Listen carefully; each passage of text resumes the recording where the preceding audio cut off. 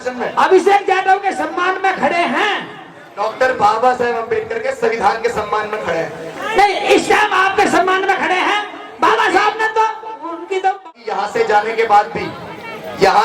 के बाद भी अगर मेरे समाज के किसी भी व्यक्ति को या किसी भी आयोजक या किसी भी कमेटी वाले को या भीम सैनिक युवा दल के किसी भी साथी को आज कल या परसों अगर हवा भी लगी कि उन्होंने इतना बड़ा प्रोग्राम किया इसलिए कोई चल के, अगर हवा भी लगी तो हवा पूरे इलाके को लगेगी। अगर मुझे पता लग गया तो याद रखना।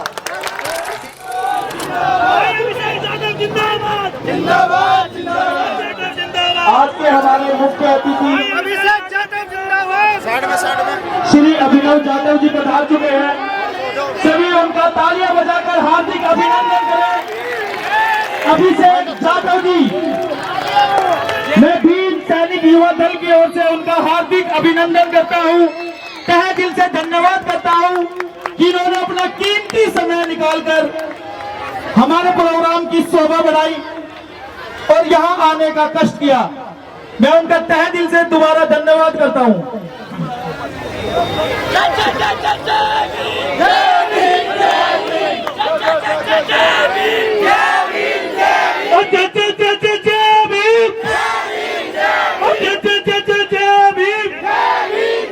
भाई अभिषेक जाटव जिंदाबाद, भाई अभिषेक जाटव जिंदाबाद।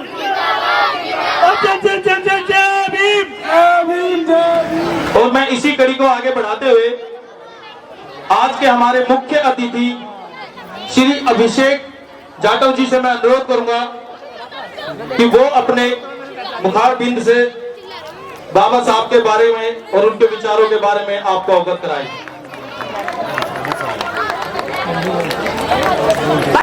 ताली हो जाए मेरे शहर के लिए। सबसे पहले सभी को जय भीम, जय भारत, जय संविधान। बहुजन समाज में जन्मे सभी संतों, गुरुओं, महापुरुषों को नमन करते हुए तथागत बुद्ध, संत कबीर, गुरु नानक देव, धरती आबा बिरसा मुंडा, पाखंडवाद के धुन विरोधी रहे पेरियार, ईवी, रामा स्वामी नायकर, इस देश में आरक्षण के जनक छत्रपति शाहू जी महाराज, इस देश में शिक्षा की अलग जगाने वाले राष्ट्रपिता ज्योतिबा फूले, महामना सावित्रीबाई फूले, माँ फातिमा शेख और हमें आपको मान सम्मान स्वाभिमान का जीवन देने वाले भारत के भाग्य विधाता, इस देश के संविधान निर्माता, करोड़ों शोषित वंचित पीड़ितों के मसीहा डॉक्टर बाबा साहेब अम्बेडकर के चरणों में नमन करते हुए वे 21वीं सदी के सबसे बड़े महानायक, सामाजिक परिवर्तन के सबसे बड़े अगुआ, कश्मीर से लेकर कन्याकुमारी तक साइकिल यात्रा करने वाले बामसेन, DS4 और बहुजन समाज पार्टी के संस्थापक हमारे रहबर मान्यवर कांशीराम साहब के चरणों में नमन करते हुए अपनी बात शुरू करूंगा। इस 100 बार तमन्ना से उतरे गहरे पानी में, इस 100 बार तमन्ना से उतरे गहरे पानी में अपने इस समाज की प्यास को बुझा के रहेंगे और जो सर कभी कटे तो नहीं थे, दबाए गए थे, उन सरों को फिर से उठा के रहेंगे और अंधेरों में रहकर उजाला भूल गए हैं जो, कि अंधेरों में रहकर उजाला भूल गए हैं जो, उन घरों में फिर से चिराग जलाकर रहेंगे, उन घरों में फिर से चिराग जलाकर रहेंगे। देखिए, आप तमाम लोगों को सबसे पहले आज जिस मौके पे हम लोग इकट्ठा हुए हैं, यहाँ की आयोजक कमेटी भीम सैनिक युवा दल, भारतीय मूल निवासी कल्याणकारी संगठन की तमाम आयोजक कमेटी का मैं दिल की गहराइयों से बहुत बहुत आभार और धन्यवाद करना चाहूंगा कि डॉक्टर बाबा साहेब अम्बेडकर की जन्म जयंती के उपलक्ष्य में आपने इतना भव्य प्रोग्राम किया। आप सभी को डॉक्टर बाबा साहेब अम्बेडकर की 133वीं जन्म जयंती की बहुत बहुत बधाई और हार्दिक शुभकामनाएं। मैं कोई पॉलिटिकल लीडर नहीं हूं, मैं किसी पार्टी या संगठन का हिस्सा नहीं हूं। मैं लगातार जमीन पे रहता हूं। मुझे उड़ती उड़ती खबर मिली कि बहुत सारे लोग कह रहे हैं कि अभिषेक को जानता कौन है। आप मेरे अपने हो, आप जानो या मत जानो, मेरी पहचान उनसे पूछो जो समाज पे जाति का शोषण करते हैं। अगर उनके कानों तक अभिषेक जाटव का नाम पहुंच जाता है तो रात को नींद नहीं आती है उन्हें। अगर उनके कानों तक मेरा नाम पहुंच जाता है तो नींद नहीं आती है। अभिषेक कोई कलाकार नहीं, समाज ने बहुजन शायर के नाम से उसको पहचान बेशक दे दी, लेकिन मैं अपने आप को शायर भी नहीं मानता। मैं तो समाज का वो छोटा सा कार्यकर्ता हूँ कि पूरे देश में कहीं भी समाज के ऊपर शोषण होता है, कहीं भी जातिगत तौर पे हमारी माओ बहनों की अस्मतें लूटी जाती हैं, कहीं भी हमारे भाइयों को कहीं मुझे रखने में मार दिया जाता है, कहीं पानी का मटका छूने में मार दिया जाता है, और जो ऐसी घटना करता है मैं उनको अपने जूते से पानी पिलाने का काम करता हूँ। ये मेरी पहचान है। मैं बाबा साहेब अम्बेडकर के मिशन की एक बुलंद आवाज हूँ, जो किसी भी परिस्थिति में, चाहे कोई अपने आप को बहुत बड़ा बदमाश समझता हो, चाहे कोई अपने आप को बहुत बड़ा नेता समझता हो, जो समाज के ऊपर शोषण करेगा, जो भारतीय संविधान के साथ खिलवाड़ करेगा, चाहे वो एसपी हो, चाहे वो डीएम हो, और चाहे वो मुख्यमंत्री हो, चाहे वो इस देश का प्रधानमंत्री हो, मैं सबकी आंखों में आंखें डाल के जांच करने वाला शख्स हूँ। जहाँ कुछ देर पहले एक माहौल क्रिएट हो रहा था, आप लोग मेरे समाज के लगातार प्रोग्राम में रहता हूँ, मेरी आवाज ऐसी नहीं है एक्चुअल में जो आपको सुनाई दे रही होगी। लगातार प्रोग्राम में रहने की वजह से आवाज ऐसी हो गई है। मैं बहुत सारी नज़्में आपके बीच पढ़ता, लेकिन मैं वो नज़्म पढ़ने की स्थिति में इसलिए नहीं हूँ क्योंकि 2 रात से मैंने अपनी पलकें नहीं लगाई हैं। मैं 2 रात से लगातार जगा हुआ हूँ, लेकिन फिर भी आपसे सिर्फ इतना कहना चाहूंगा कि खुशी के प्रोग्राम में कहीं भी मुझे याद करना या मत करना, लेकिन अगर आपके साथ कोई शोषण होता है, आपके साथ कोई तकलीफ होती है, या आप जातिगत उत्पीड़न के शिकार होते हैं, या आपकी किसी थाने में कंप्लेंट नहीं लिख रही हो, या आपको कोई विधायक, कोई एमपी परेशान कर रहा हो, तो मुझे खुशी में बेशक याद मत करना, अपनी उस तकलीफ में एक बार याद करके देखना। आपका भाई आपको पीठ नहीं दिखाएगा। देखो, मेरी जिंदाबाद के नारे मत लगाओ। सुनो, मेरी जिंदाबाद के नारे मत लगाओ। मुझे जिंदाबाद के नारों की आवश्यकता नहीं। मेरे नौजवान साथी यहाँ खड़े हैं, आप यहाँ तमाम लोग अभी कह रहे थे अव्यवस्था। इस देश में डॉक्टर अंबेडकर के मानने वालों की जनसंख्या 90% है, और अगर मैं जाति के आधार पर बात करूं तो जाटव, वाल्मीकि, कोरी, कुर्मी, पासी, धोबी, थानू, कहीर, गडरिया, गुज्जर, जाट, नाई, यादव, तेली, कुमार, महार, डोम, पटेल, मुस्लिम, और वो तमाम लोग जो भारत के संविधान में अपनी पूर्ण आस्था रखते हैं, वो तमाम लोग अम्बेडकरवादी हैं, और अम्बेडकरवादी कभी भी अनुशासनहीन नहीं हो सकता है। हम लोग बाबा साहेब अम्बेडकर की जन्म जयंती मना रहे हैं, तो यहाँ अगर हम लोग शांत बैठ के जन्म जयंती मनाएंगे तो हो गया काम। वो समय कुछ और था, आज का समय कुछ और है। मैं अपने लोगों से ये भी कहना चाहूंगा, मेरी माए बहनें यहाँ बैठी हुई हैं, देखो तुम्हारे साथ किसी भी परिस्थिति में कोई दिक्कत होती है, अभी तो अभिषेक के नाम का एक परसेप्शन ऐसा बना दिया गया है कि भाई ये कहीं जाएंगे तो माहौल गड़बड़ा जाता है, भाई मामला गर्म हो जाता है, कोई हिंसा ना हो जाए। आप मुझे बताओ, अगर समाज के साथ कहीं शोषण होता है, समाज के साथ कोई एट्रोसिटी होती है, हमारी माओ बहनों की कहीं अस्मतें लूटी जाती हैं, या कोई पुलिस अधिकारी बिना वजह हमारी माओ बहनों पे लाठियां बरसाता है, तो उस जगह जाना गलत है क्या? उसके लिए आवाज उठाना गलत है क्या? सही है भाई। अगर लोगों की नजर में ये परसेप्शन गलत है, तो अभिषेक 24 घंटे इस गलत काम को करने के लिए तैयार है। मैं संकोच नहीं करता। मैं वो शख्स हूँ जो तथागत बुद्ध को भी मानता है और उद्धम सिंह को भी मानता है, जो घर में घुस के मारना भी जानता है। मैं वो शख्स नहीं हूँ कि मरने के बाद किसी की मौत पे रायती करने चला जाऊं। मैं जीते जी अपनी माओ की, अपने बहनों की, अपने भाइयों की रक्षा करना जानता हूं, और इस बात का सबूत देने की मुझे आवश्यकता नहीं है। एक बार हापुड़ की आबो हवा में घूम के देखना, एक बार जनपद बुलंदशहर की आबो हवा में घूम के देखना, एक बार अलीगढ़ की आबो हवा में घूम के देखना कि समाज के ऊपर अगर कोई शोषण करता है तो वो एक बार इस बात को दिमाग में जरूर उतार लेता है कि अगर अभिषेक जाटव आ गया तो हमारी खाल उतार देगा। इसीलिए मैं आपसे कहता हूं, लेकिन इन सबसे परे हटके आखिर ये अम्बेडकर मिशन, ये मूवमेंट है क्या, ये भी आपको समझना पड़ेगा। हमारे नौजवान साथियों को भी समझना पड़ेगा। अभी थोड़ी देर पहले यहाँ बात चल रही थी, देखो डॉक्टर बाबा साहेब अम्बेडकर ने 22 प्रतिज्ञाएं ली थी। और जो आज अपने आप को अम्बेडकरवादी कहते हैं ना, क्या है अम्बेडकरवादी होना? अम्बेडकरवादी होना वही है जो मनुवादी व्यवस्था को अपनी जूते की नोक पे रखता हो। समझ रहे हो? कौन सी मनुवादी व्यवस्था? वो मनुवादी व्यवस्था जो जातिगत तौर पे आपस में इंसान के अंदर भेदभाव करता है। वो जातिगत व्यवस्था जिस व्यवस्था के चलते हमारे पुरखों को कभी सम्मान से खाट पर नहीं बैठने दिया जाता था। वो जातिगत व्यवस्था जिसमें हमारी माओ बहनों को पति पे मर जाने पे सती हो जाना पड़ता था। वो जातिगत व्यवस्था जो किसी एक वर्ग, किसी एक जाति, किसी एक समुदाय के लोगों को सिर्फ जाति की वजह से गले में हांडी और पीछे झाड़ू लटका के चलना पड़ता था, वो है मनुवादी व्यवस्था। और उस मनुवादी व्यवस्था को कोई रखे या ना रखे, लेकिन हम अपने जूते की नोक पे रखते हैं, क्योंकि हमारे रहबर, हमारे मसीहा डॉक्टर बाबा साहेब अम्बेडकर ने हमसे कहा कि जो मनुवादी व्यवस्था के खिलाफ होगा वही अच्छा और सच्चा अम्बेडकरवादी होगा। जिस मंच पे शेख भाई जैसे कलाकार हूँ, वहां मेरी आवाज का कम होना ही जरूरी है, क्योंकि इनके सामने मेरी आवाज कहाँ। देखो ये मंच पे मौजूद है, ये अलीगढ़ का किस्सा बता रहे थे।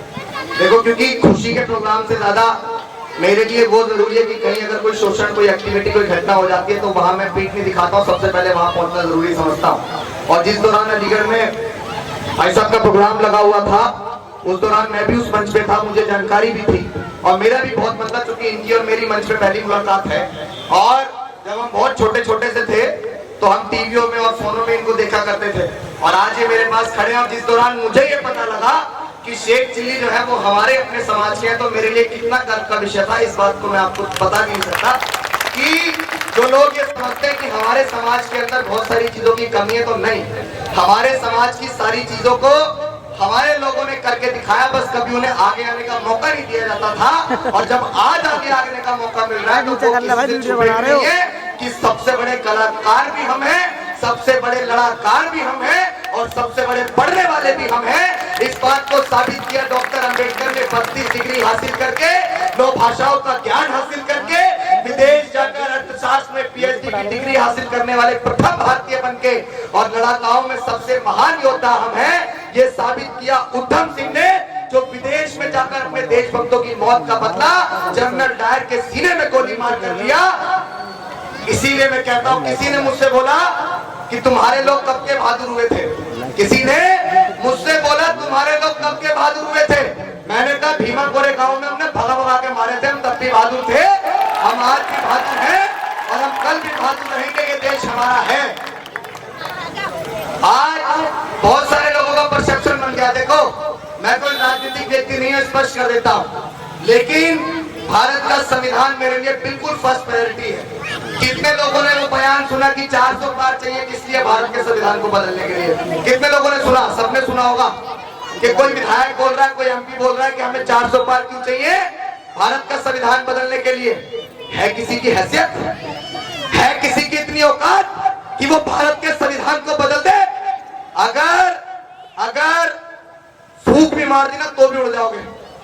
लोकतंत्र है, भारत का संविधान है, इसलिए बचे हुए हो, वरना हम वो हैं कि 28,000 को 500 ने दौड़ा दौड़ा के मारा था, सिर्फ इसीलिए कि वो लोग हमारे साथ जाति का शोषण करते थे।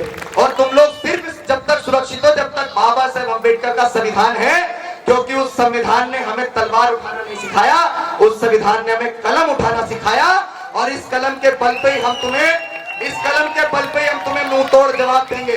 हम अपने तमाम नौजवान साथियों को ये कहते हैं कि किसी भी परिस्थिति में हम ना हिंसा का समर्थन करते हैं, ना आप भी किसी परिस्थिति में हिंसा के मार्ग को अपनाना, लेकिन अगर भारत के संविधान पे आ जाए या डॉक्टर बाबा साहेब अम्बेडकर के द्वारा दिए गए अधिकारों पे आ जाए तो तलवार उठाने से पहले मेरे भाई संकोच मत करना, बिल्कुल संकोच मत करना, क्योंकि अगर भारत का संविधान है तो हम सुरक्षित हैं। अगर भारत का संविधान सुरक्षित है तो ये देश सुरक्षित है, और अगर भारत का संविधान सुरक्षित है तो हमारा समाज सुरक्षित है। इसीलिए इस संविधान को बचाने की जिम्मेदारी भी हमारी बनती है, चाहे तो इसको लट से बचा लो, चाहे प्यार से बचा लो, लेकिन भारत के संविधान को मत खत्म होने देना।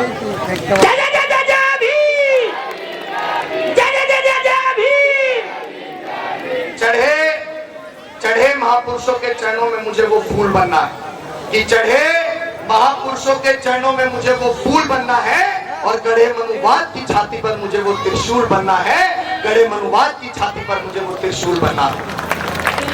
हमारी महिलाएं यहाँ बैठी हुई हैं, मुझे बहुत खुशी है आप लोगों को देख के। एक बार हाथ उठाओ सब लोग, वो उठाओ जिसमें कलावा पहन रखा, उठाओ उठाओ उठाओ जिसमें कलावा पहन रखा हो। नहीं पहन रखा किसी ने? देखो मैं आपको एक नाम बताता हूँ, माँ सावित्रीबाई फुले।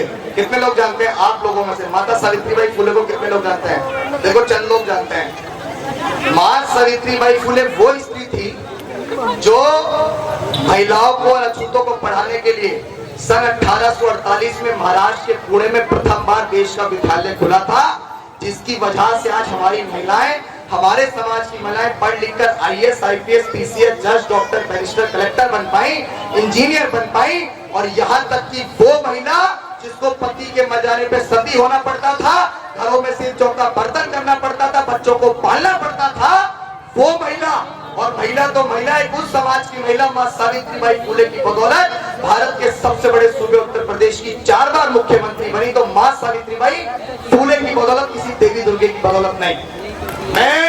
मैं यहाँ पे किसी के ना खिलाफ बोल रहा हूँ, लेकिन मैं समाज सेवकों की गिनती में नहीं आता हूँ, मैं समाज सुधारकों की गिनती में आता हूँ। क्योंकि मैं समाज की सेवा तो करता हूँ, लेकिन मैं समाज को सुधारने का काम करता हूँ कि जो मुखौटा उन्होंने अपनी आंखों पे लगा रखा है, वो मुखौटा भी आपको उतार के फेंकना चाहिए। आपको पता है भारत के संविधान से पहले हमारे गले में हांडी और पीछे झाड़ू हुआ करती थी, पता है आपको? जमीन पे अगर हम थूक दें तो जमीन अपवित्र हो जाती थी। अगर हम चलते थे उस पर किसी और के पैर पड़ गए तो वो व्यक्ति अपवित्र हो जाएगा। बताओ उस समय कहाँ गए थे आपके भगवान? जब हमारे साथ इस तरह का जातीय शोषण होता था तब कहाँ गए थे भगवान? बताओ। डॉक्टर बाबा साहेब अम्बेडकर वो शख्स थे कि जब से बाबा साहेब अम्बेडकर ने संविधान बनाया उसके बाद से किसी का अवतार नहीं हुआ, सब खत्म हो गए। हो गए नहीं हो गए? बताओ। उसके बाद से कोई नहीं आया। आखिरी में जो लोग आज बाबा साहेब अम्बेडकर को गालियां बकते हैं, जो लोग भारत के संविधान को खत्म करना चाहते हैं, मैं उनके लिए एक शायरी बोल दूं कि हम अम्बेडकरवादी हैं बेटा, कि हम अम्बेडकरवादी हैं बेटा। जिस दिन औकात पे आ गए ना तो तुम्हारी सारी गर्मी झाड़ देंगे।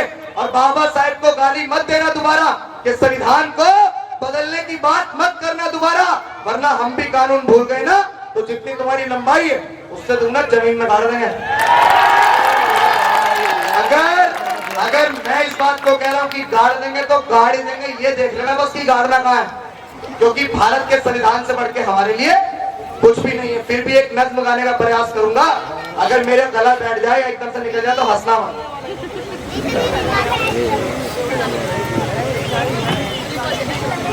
देखो मौत कल आती हो आज आ जाए, डरता मैं किसी के बाप से नहीं। जिस दिन भी मरूंगा यहाँ गोली लगेगी तब मरूंगा, पीठ दिखा के नहीं भगूंगा। और जो भी ऐसा परसेप्शन या माहौल क्रिएट हो रहा हो, तो जिसका भी अगर ये दिमाग खराब हो रहा ना कि व्यवस्था करने की कोशिश करेगा यहाँ, तो मैं मन से नहीं कह सकता कि मैं क्या हूं। अपने आप को बिल्कुल ये मत समझना कि मैं ऐसे ही खड़ा हूं। कहा है हमारे सारे साथी? कोई बात नहीं, इतना ज्यादा वो होने की जरूरत नहीं है। आकाश नहीं रहो, अरे कुछ नहीं हो रहा यार, कितनी हिम्मत है किसी की है? मतलब हमारे सानिध्य में समाज सुरक्षित है, हम सुरक्षित नहीं रहेंगे वाला कमाल हो गया भाई। जिसका ये दिमाग खराब हो रहा होगा वो अपना दिमाग ठीक कर ले, वरना दिमाग ठीक करने में मैं 1 मिनट में जानता हूँ। अगर मेरे बारे में सुनना हो तो 84 गांव है एक समाज के, 84 गांव। उन 84 गांव के अंदर घुस के ना मैं औकात और हैसियत याद दिला के आ चुका हूँ। यहाँ तो मेरे समाज के और मेरे अपने लोग बैठे हैं, तो ऐसी कोई भी चीज नहीं होगी। आप बिल्कुल बैठे रहिए। मैं फिर भी एक नज़्म पढ़ता हूँ शिक्षा के ऊपर। शिक्षा बहुत महत्वपूर्ण है। हो इस तरह हौसले आजमाया करो, इस तरह हौसले आजमाया करो, मुश्किलें देख कर मुस्कुराया करो। वो दो निवाले भले कम ही खाया करो, अपने बच्चों को लेकिन पढ़ाया करो, अपने बच्चों को लेकिन पढ़ाया करो कि अब के सारी खतों से गुजर जाएंगे, कि अब के सारी खतों से गुजर जाएंगे। हो मत समझना डराने से डर जाएंगे, हो मौत के नाम का खौफ देता है क्यों, मौत जिस रोज आएगी मर जाएंगे, वो मौत जिस रोज आएगी मर जाएंगे। हमारे जितने भी साथी हैं वो इधर उधर मत घूमो यार, कुछ नहीं, इधर आ जाओ, इधर आ जाओ वापस सब लोग, इतना टेंशन लेने की जरूरत नहीं, इधर आ जाओ चलो। अगर हम कहीं जाएं और थोड़ी बहुत एक्टिविटी भी ना हो तो हमें भी लगता मजा नहीं आ रहा। दो चार दुश्मन भी तैयार होने चाहिए, क्योंकि जिनके दुश्मन नहीं होते तो समझ लो वो व्यक्ति बिल्कुल ठीक मार्ग पे नहीं चल रहा, ठीक है ना। तो कोई दिक्कत नहीं, कोई परेशानी नहीं, लेकिन मैं सिर्फ इतना कहूंगा कि आप लोग बैठ जाओ। अभी कुछ लोग कह रहे थे कि यहाँ से अभी ना बैठे, जब तक भैया खड़े हैं तब तक बैठे, सही चल रहा बिल्कुल सही। कोई बात नहीं, अव्यवस्था मत बनाना, बस आराम से खड़े रहना। बना ही नहीं सकते, बस इतना कह दो मेरी गाड़ियां खड़ी हैं और वो गाड़ियां हर चीज से तैयार रहती हैं। सेकंड 2 लगेंगे, दिमाग खराब हो रहा हो तो सही कर लेना, बस। धन्यवाद, ये पकड़ो।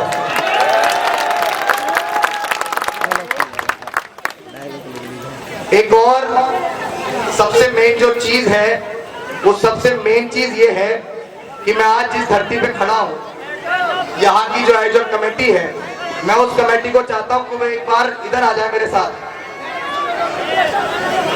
सुनो सुनो सुनो सुनो, मेरी बात सुनो। हाँ, आयोजक कमेटी वालों मेरी बात तो सुनो, आप मेरी बात सुनो। क्या हुआ? आयोजक कमेटी वाले जो लोग हैं वो मेरी ये बात सुनो। वो खड़े हैं, दर्द पैर में उनके होगा, मेरी बात तो सुनो।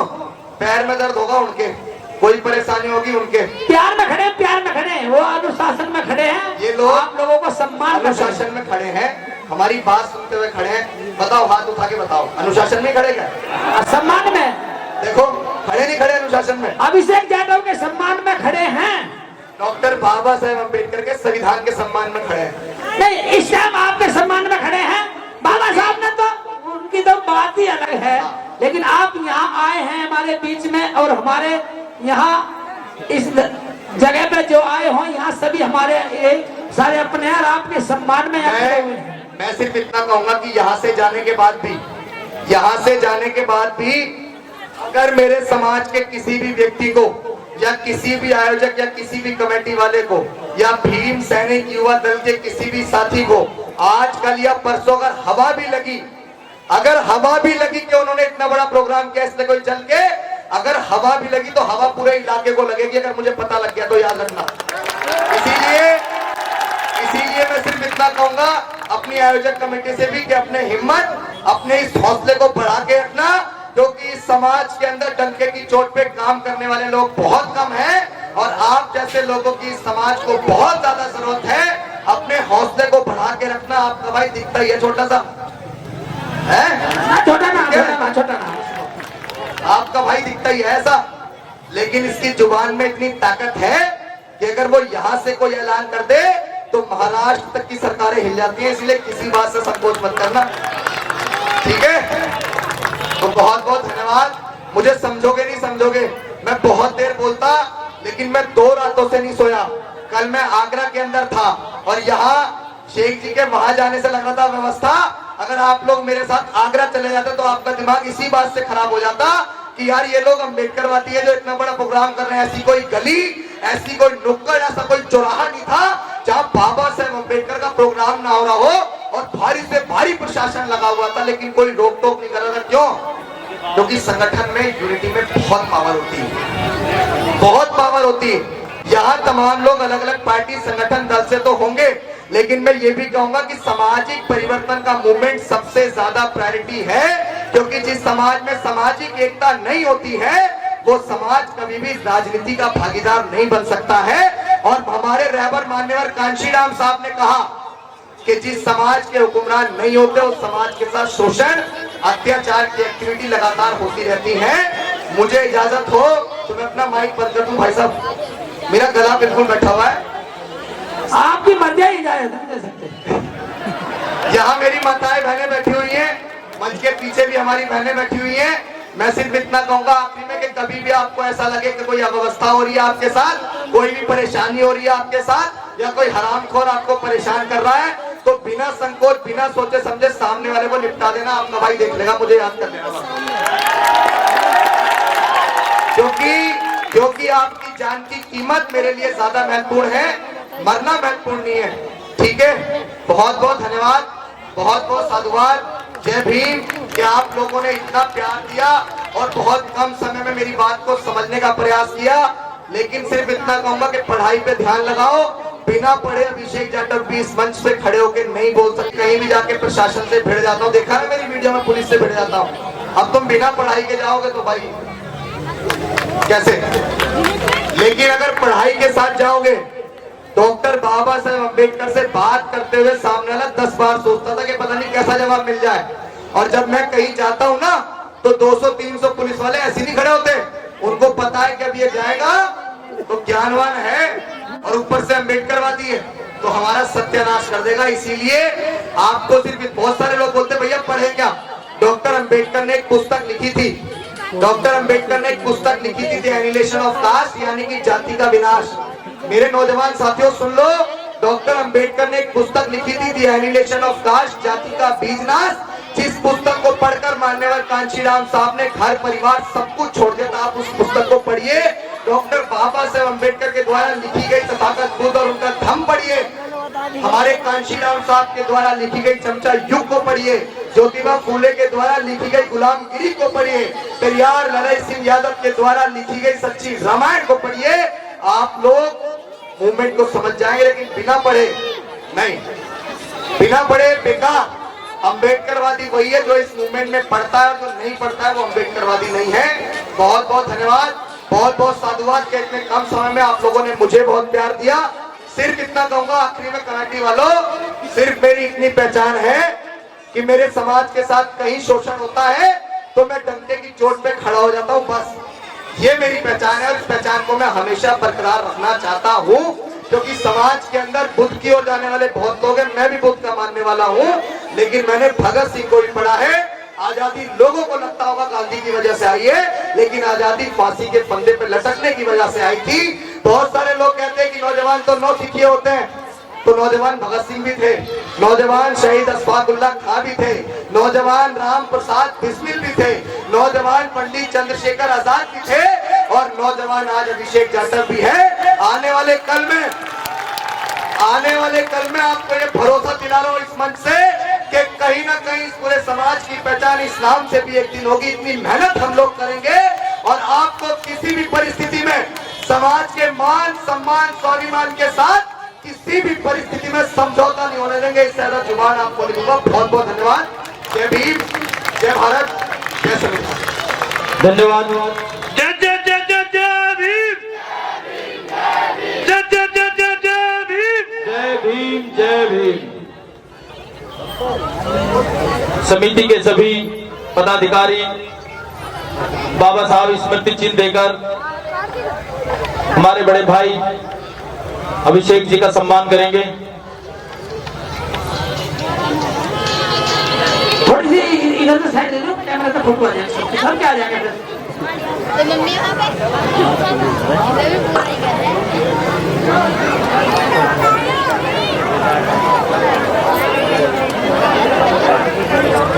चलिए